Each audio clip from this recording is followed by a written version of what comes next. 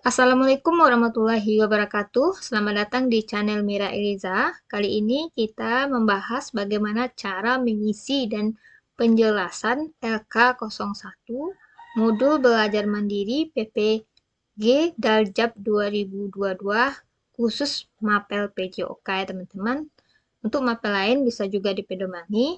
Nah, untuk LK01 lembar kerja mandiri sudah disediakan di SIM PKB beserta modulnya teman-teman. Silahkan teman-teman download di SIM PKB masing-masing modulnya. Kemudian lembar kerjanya juga. Bagaimana cara pengisiannya? Lanjut saja ke lembar LK01. Ini LK01 yang masih kosong dan akan teman-teman isi dari modul. Di sini ada kolom pertama judul modul. Kemudian yang kedua, judul kegiatan belajar atau KB. Kemudian yang kolom selanjutnya, yang pertama garis besar materi yang akan dipelajari. Jadi di dalam modul tersebut ada materinya. Yang kedua, daftar materi yang sulit dipahami di modul ini. Yang ketiga, daftar materi yang sering mengalami miskonsepsi.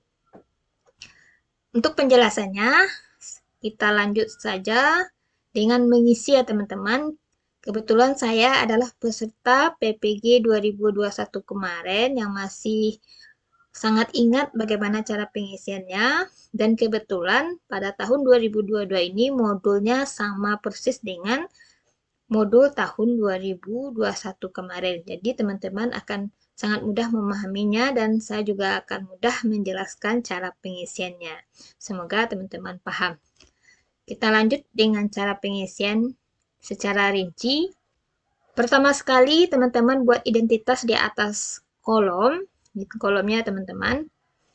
Nah, di atasnya kita buat identitas kita LK01 atau lembar kerja mandiri. Kemudian nama teman-teman. Di sini saya buat contohnya Mira Eliza beserta gelar teman-teman ya. Kemudian nomor UKG, berapa nomor ujian pretest teman-teman kemarin. Kemudian instansi, di mana teman-teman mengajar. Kemudian judul modul. Untuk modul 1, PJOK dengan judul Perkembangan Peserta Didik dan Profesionalitas Guru Pendidikan Jasmani.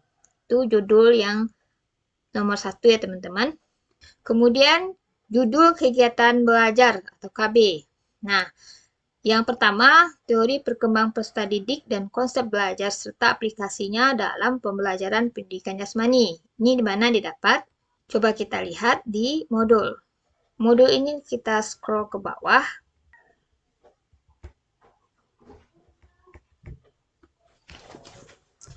Ini ya teman-teman, kegiatan belajar 1. Kemudian di bagian pendahuluan ada tulisan, adapun modul yang dikembangkan terdiri dari 4 kegiatan belajar, teori perkembangan peserta didik, dan konsep belajar serta aplikasinya. 1, 2, 3, dan 4 ini kita salin ke kolom yang tadi. Ini ya teman-teman, sudah kita salin.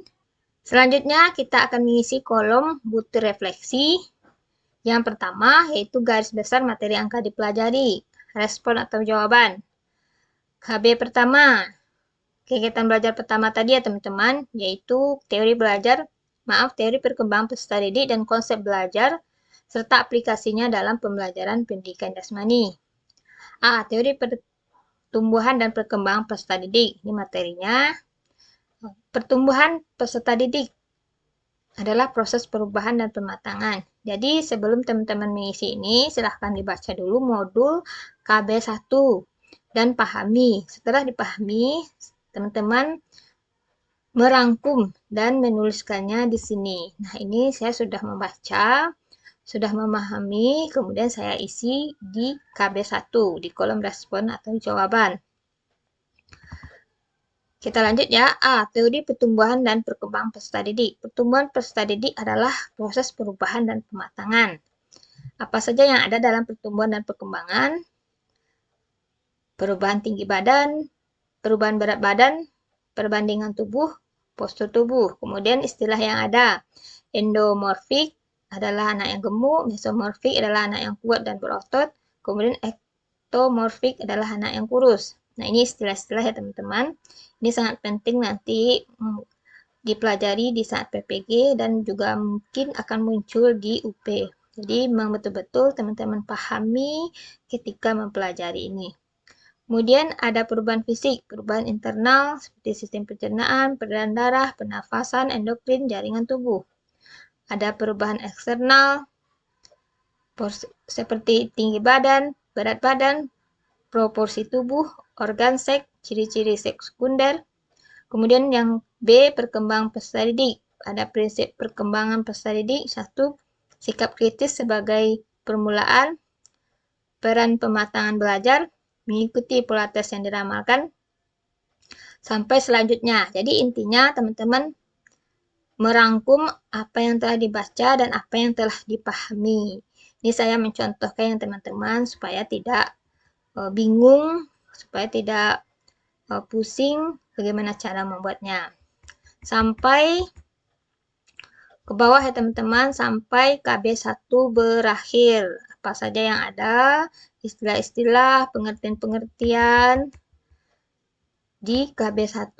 Jika sudah, teman-teman lanjut ke KB2, kegiatan belajar 2. Media, sarana, dan prasarana, pemanfaat teknologi, dan media informasi, serta aplikasinya dalam pendidikan jasmani. Sama seperti tadi ya teman-teman, cara pengisiannya. Sampai ke KB4. Karena kegiatan belajarnya tadi ada 4. Ada 4 ya teman-teman, silahkan diisi. Nih, ini KB4 ya teman-teman. Pengisiannya sama dengan KB1.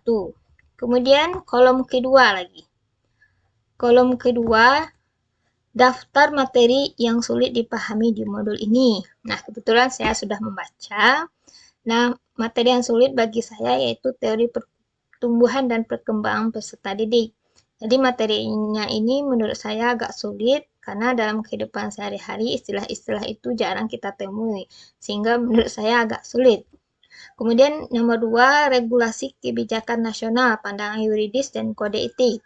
Ini juga banyak undang-undang, ini saya kurang hafal sebelum saya mempelajari modul ini. Nah, ini juga saya merasa kesulitan karena undang-undang ini wajib kita hafal, kita pahami. Dan pandangan yuridis ini juga perlu serta kode etik. Ini menurut saya sulit dipahami. Nah, teman-teman silahkan baca lagi kira-kira apa yang sulit. Kemudian nomor 3, daftar materi yang sering mengalami miskonsepsi. Artinya, pemahaman kita dengan pemahaman yang di buku itu berbeda. Contoh simpel atau sederhana ya teman-teman, ini contoh. Misalkan jumlah pemain sepak bola itu 11. Aturan yang sebenarnya. Sementara menurut kita 12. Itu kira-kira ya teman-teman, ini contoh sederhana. Kemudian menurut kita 12, yang di buku 11.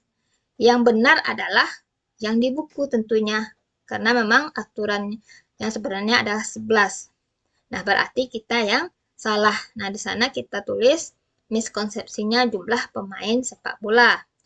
Atau yang sebenarnya adalah 11, menurut pemahaman kita juga 11, sementara di buku dibuat 12. Nah, di sana disebut miskonsepsi, karena di buku salah, karena dibuatnya 12.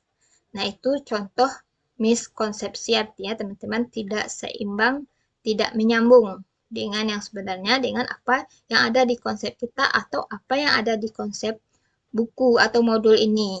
Itu kira-kira teman-teman. Silahkan dibaca, tetap semangat. Apa yang dipelajari hari ini akan berguna untuk kedepannya. Mudah-mudahan teman-teman semuanya lulus. Ini untuk modul 1. Word ini boleh teman-teman download di kolom deskripsi video ini ya teman-teman. Jadi silahkan ditambah atau dikurangi tugas LK01 ini. Mudah-mudahan teman-teman diberi kelancaran. Kita lanjut ke modul 2. Demikian teman-teman untuk penjelasan LK01 modul 1 PJOK. Jika ada yang kurang paham, silahkan dibuat di kolom komentar.